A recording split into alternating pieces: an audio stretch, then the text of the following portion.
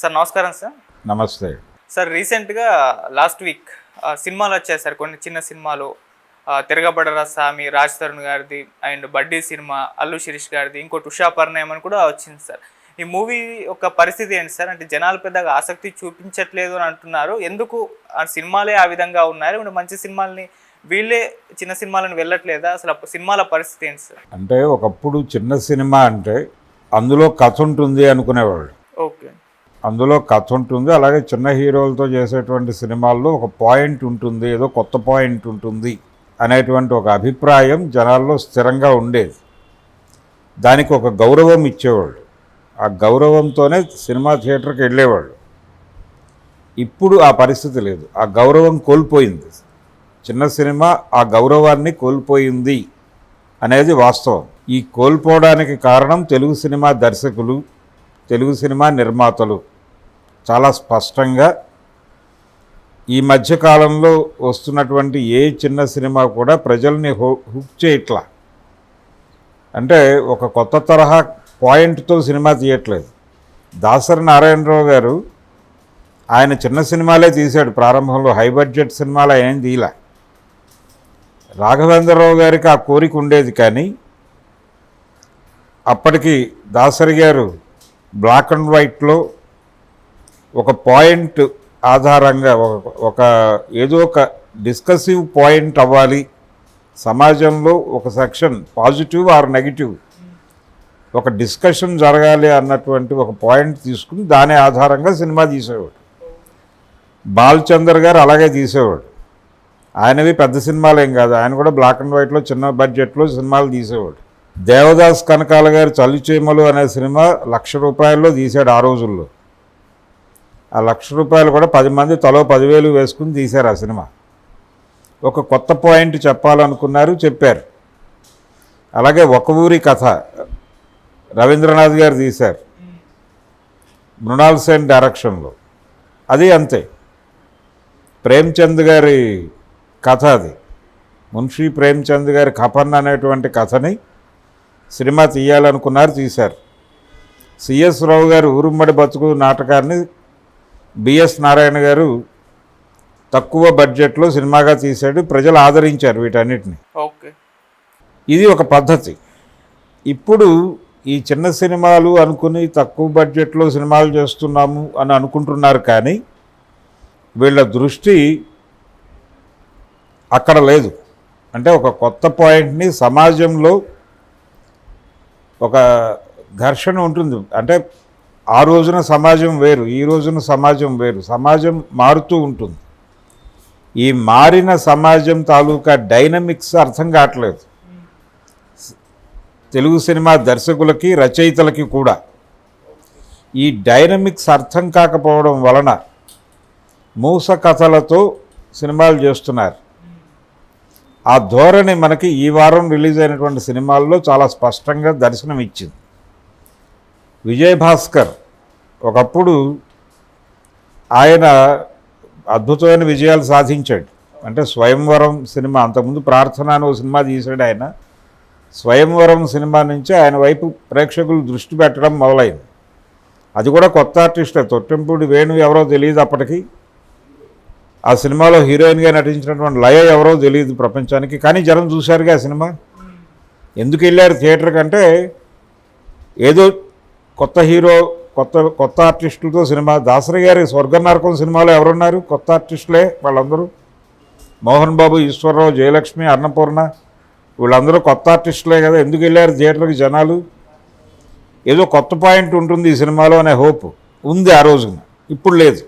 దాన్ని చంపేశారు వీళ్ళందరూ కలిసి. ఆ రోజున స్వయంవరం అనే సినిమా, తర్వాత ఆయన చేసినటువంటి నువ్వే కావాలి, నువ్వు నాకు నచ్చావు, మన్మధుడు, ఇలాంటి మల్లీశ్వరి, ఈ సినిమాలన్నిటిలోనూ కామన్గా ఒక పాయింట్ ఉంటుంది. టోటల్గా ఆయన తీసిన సినిమాలో ఒక వివాహం నిశ్చితమై ఉంటుంది ప్రతి సినిమాలోనూ.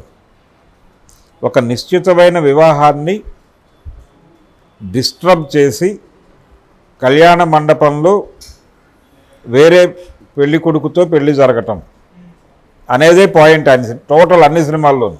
ఓకే, నువ్వు నాకు నచ్చావు, పెళ్లి ఏర్పాట్లలో పాల్గొనడానికి వెంకటేష్ వెళ్తాడు అక్కడికి.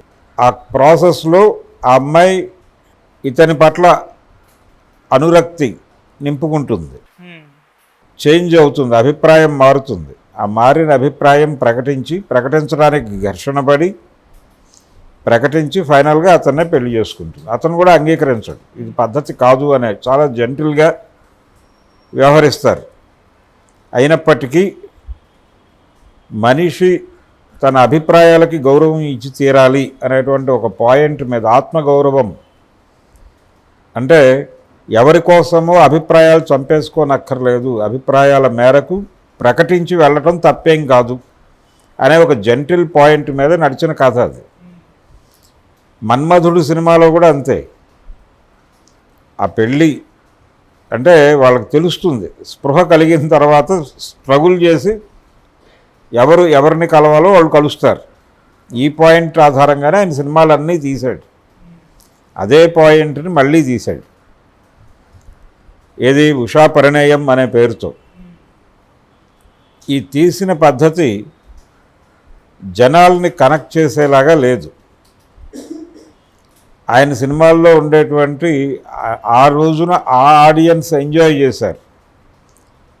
ఈ ఆడియన్స్కి అది కొత్త పాయింట్ కాదు. ఇంకేదైనా అంటే ప్రజెంట్ సొసైటీలో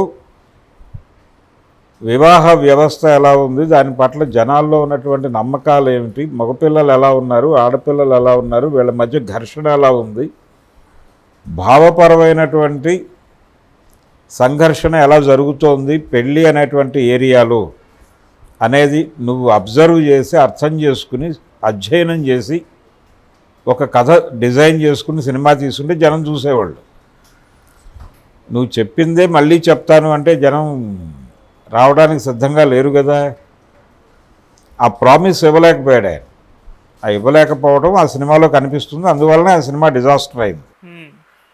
అలాగే రవికుమార్ చౌదరి తీసినటువంటి తిరగబడర స్వామి, అదొక 40-50 ఏళ్ల క్రితం కథ. అది ఒక పాత కథని పాత స్టైల్లో, అంటే ఒక 40 ఏళ్ల క్రితం ఇది కమర్షియల్ ఫార్ములా అని కొంతమంది దర్శకులు తీసినటువంటి కొన్ని సినిమాల ఆధారంగా ఈ సినిమా తీశాడు ఆయన. అది ప్రజెంట్ సొసైటీని చూడమని చెప్తే ఎలా చూస్తారు వాళ్ళు? రాజ్ తరుణ్ ఉన్నాడు ఆ సినిమాలో, అతని తాలూకా వివాదం ఉంది. ఆ మాల్వి మల్హోత్రా ఉంది ఆ సినిమాలో, ఆవిడ కూడా ఈ వివాదంలో ఉంది. అదేదైనా బజ్ క్రియేట్ చేస్తుంది అనుకుంటే అది కూడా ఏం కనిపించలేదు. పరమ బోరింగ్ సినిమా అది. ఆ సినిమా మరి ఎలా తీశారో, ఆ సినిమాకి ఎలా డబ్బులు పెట్టారో, ఆర్టిస్టులు ఎలా నటించారో, దేన్ని నమ్మారో వాళ్ళు అర్థం కాదు. అంటే టోటల్గా వీళ్ళు సమాజం నుంచి దూరం అయిపోయారు. ఈ దూరం అయిపోయిన వాళ్ళు తీస్తున్నటువంటి సినిమాల వలన తెలుగు సినిమా స్థాయి పతనం అయిపోతుంది. ఇంకొక ప్రమాదం, ఇంకొక సినిమా వచ్చింది బడ్డీ అనే పేరుతో. అది కొంత బెటరు, అంటే ఏదో ఒక కొత్త ఏరియాలో విషయం చెప్పదలుచుకున్నాడు. ఒక మెడికల్ ఏరియాలో జరుగుతున్నటువంటి కొన్ని విషయాలని మాట్లాడే ప్రయత్నం చేశాడు. అది కొంచెం ఫ్యాంటసీ జానర్లో వెళ్తుంది. ఈ ఫ్యాంటసీ జానర్లోకి తీసుకెడుతూ కొంత పిల్లల్ని అట్రాక్ట్ చేసేటువంటి ప్రయత్నము ఇవన్నీ జరిగినాయి. అయితే దానిలో కూడా ప్రాపర్ డిజైనింగ్ జరగల. డిజైనింగ్ అంటే వంటకం ఉండేటప్పుడు అన్ని సమపాళ్లలో పడాల, అక్కడ లోపం జరిగింది. దానివలన అది విస్తృతంగా జనాల్ని కనెక్ట్ చేసుకోలేకపోయింది, కానీ థియేటర్లో కూర్చున్న ప్రేక్షకుడిని కొంతమేరకు ఎంగేజ్ చేయగలిగింది. ఈ బడ్డీ అనేటువంటి సినిమా ద్వారా అల్లు శిరీష్ కొంత ఆ ప్రయత్నం చేయగలిగాడు, అతన్ని అప్రిషియేట్ చేయవచ్చు. మిగిలిన సినిమాలు దాదాపుగా మోసధోరణిలోనే వెళ్ళిపోయినాయి. ఇక్కడ వీళ్ళు పట్టించుకున్న విషయం ఏంటంటే థియేటర్లకు జనం రావడం మానేశారు టోటల్గా. సినిమాకి థియేటర్కి వెళ్ళాలి అని జనం అనుకోవడం లేదు అనేది స్పష్టం. జనం ఇదే మూడ్లో ఉంటారా అంటే అది మూఢనమ్మకం కాదు. ఈ మధ్యకాలంలో టిల్లు అనేటువంటి సినిమాకి జనం వెళ్ళారు థియేటర్కి, ఎటువంటి పబ్లిసిటీ లేకుండానే, మోత్ పబ్లిసిటీతోనే జనం వెళ్ళారు థియేటర్కి అనే ఒక ఫ్యాక్ట్ని గుర్తించాలి. ఎందుకు వెళ్ళారు అంటే స్క్వేర్ కాదు, దాని ప్రారంభ సినిమాకే జనం ఈవినింగ్కి కలెక్షన్స్ పెరిగినాయి దానికి. జనం కొత్తగా ఫీల్ అయ్యారు. అందులో చెప్పిన విషయం ఏమీ లేదు, కానీ ఎంగేజ్ చేయగలిగింది, థియేటర్ని ఎంగేజ్ చేయగలిగింది, ఎంటర్టైన్ చేయగలిగింది.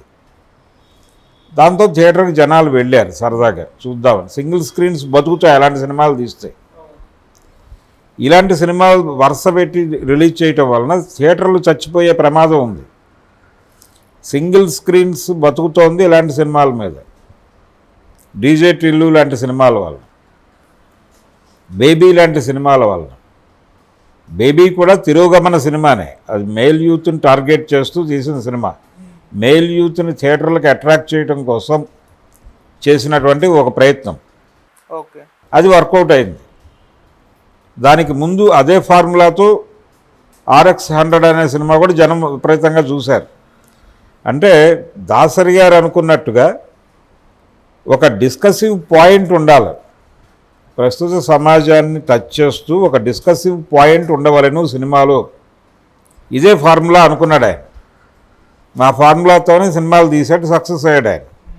ఓ మనిషి తిరిగి చూడు, స్వర్గం నరకం, దేవుడే దిగి వస్తే, ఈ సినిమాలన్నిట్లోనూ కొత్త పాయింట్ ఉంటుంది. బాబు అనేటువంటి ఒక పెద్ద సినిమా డిజాస్టర్ అయిన తర్వాత, డిజాస్టర్ ఏం కాలేదు, డబ్బులు వచ్చినాయి, కానీ వాళ్ళు అనుకున్న రేంజ్లో హిట్ అవ్వలేదు. అది రాఘవేంద్రరావు గారి మొదటి సినిమా. ఆ సినిమా దెబ్బతింటానికి కారణం జీవనజ్యోతి అనే సినిమా. జీవనజ్యోతి ఇది రిలీజ్ అయిన 1 వీక్ తర్వాత రిలీజ్ అవడంతో జనాలు అటు డైవర్ట్ అయిపోయి ఈ సినిమాని వదిలేశారు.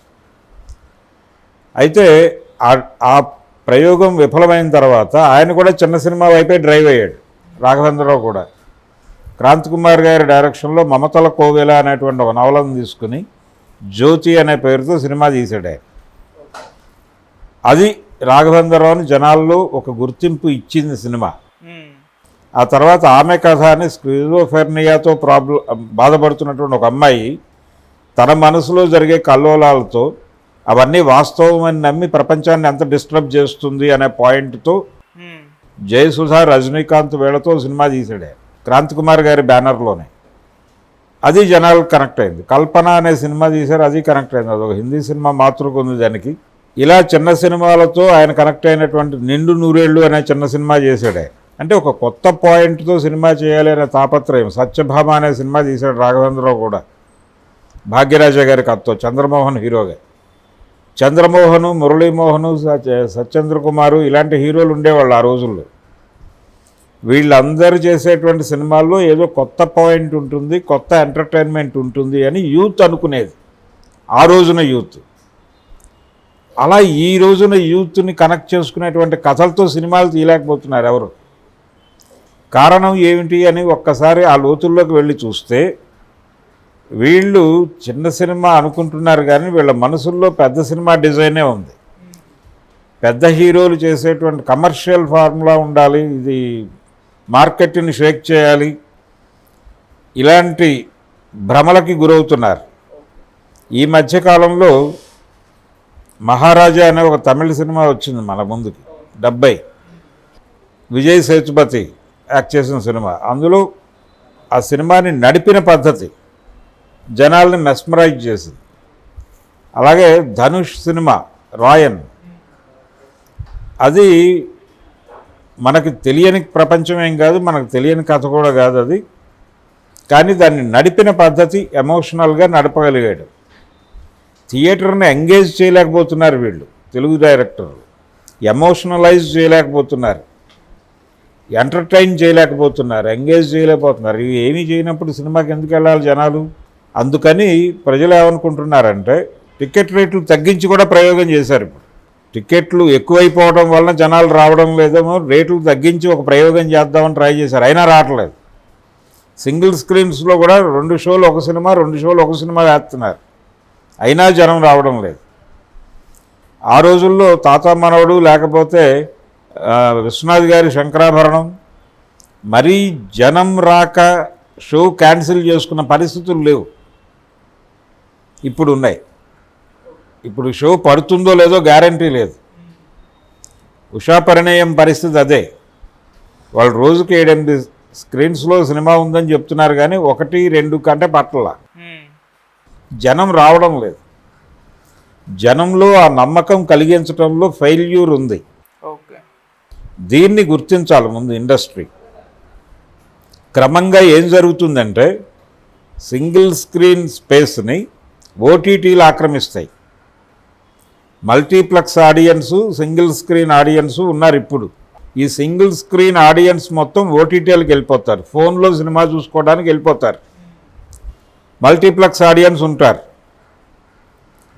మల్టీప్లెక్స్ ఓటీటీ మిగులుతుంది, సింగిల్ స్క్రీన్స్ మొత్తం లేచిపోతాయి. ఇది ఈ పరిణామం జరగబోతోంది. ఓకే. దీనికి ఒక రకంగా షేప్ డిజైన్ చేస్తున్నది మన డైరెక్టర్లు, రవికుమార్ చౌదరి లాంటి వాళ్ళు, లేకపోతే విజయభాస్కర్ లాంటి వాళ్ళు. మేము ఇప్పటికీ అప్డేట్ అవుతూనే ఉన్నాం, రెగ్యులర్గా సినిమాలు రోజు చూస్తూనే ఉన్నాం. మేము ఇప్పటి సమాజం, ఇప్పటి యూత్ని కనెక్ట్ చేసే కథలతో సినిమాలు తీయగలం అని చెప్పడం వేరు. చెప్తున్నారు కోదండరామిరెడ్డి గారు కూడా ఇంటర్వ్యూల్లో చెప్తాడు ఆయన, నేను ఇప్పటి సమాజాన్ని కనెక్ట్ చేసే సినిమా తీయగలను, ఆ కాన్ఫిడెన్స్ ఉంది నాకు. బి గోపాల్ గారు చెప్తాడు ఇంటర్వ్యూస్లో. కానీ ఇప్పటి సినిమాలు చూసి ఇప్పటి సినిమా తీయటం కాదు, ఇప్పటి సమాజాన్ని అర్థం చేసుకోవాలి. ఇప్పటి సమాజంలో వచ్చినటువంటి వైరుధ్యాలను అర్థం చేసుకోవాలి. అప్పుడు మీరు కొత్త కథలు చెప్పగలుగుతారు. మీ వయస్సు సమస్య కాదు. 70 ఏళ్ల వయసు ఉన్నవాడు కూడా అద్భుతంగా కొత్త సబ్జెక్టుతో సినిమా తీయగలడు. కానీ సమాజ దర్శనం కావాలి వాడికి. సమాజ దర్శనం కాకుండా సినిమాలు తీయాలని ట్రై చేస్తే ఇలాగే ఉంటుంది. ఏదో ఒక డిస్కసివ్ పాయింట్, కనీసం బేబీ లాంటి సినిమాల్లో RX 100లో వాళ్ళు ఒక డిస్కసివ్ పాయింట్ పెట్టారు. ఒక టార్గెట్ ఆడియన్స్ ఉన్నారు వాళ్ళకి చాలా స్పష్టంగా. ఆ ఆడియన్స్ని టార్గెట్ చేసి సినిమా తీశారు. ఇప్పుడు శివం భజే అనే సినిమా వచ్చింది మొన్న. ఆ శివం భజే సినిమా కూడా వాళ్ళు ఒక సెట్ ఆఫ్ ఆడియన్స్ని అనుకున్నారు. అయితే ఆ ఆడియన్స్ లేరు ఇప్పుడు. ఆ విషయం వాళ్ళకి తెలియదు. దానికి కారణం సామాజిక అధ్యయనం లేకపోవడం. మారుతున్న సమాజపు గతిని అర్థం చేసుకోకుండా అఖండ రోజుల్లో జనం ఉన్నట్టే ఉన్నారు అని అనుకోవడం వలన జరిగిన ఫెయిల్యూర్ అది. ఓకే. ఆ సెట్ ఆఫ్ ఆడియన్స్ మారటం వల్లనే, ప్రేక్షకులలో ఓటర్లలో ఆ మూడు మారటం వల్లనే 63 సీట్లు బీజేపీ కోల్పోయింది. ఆ స్పృహ ఈ సినిమా తీసే ప్రొడ్యూసర్కి, డైరెక్టర్కి ఉండాలి కదా, అది లేదు.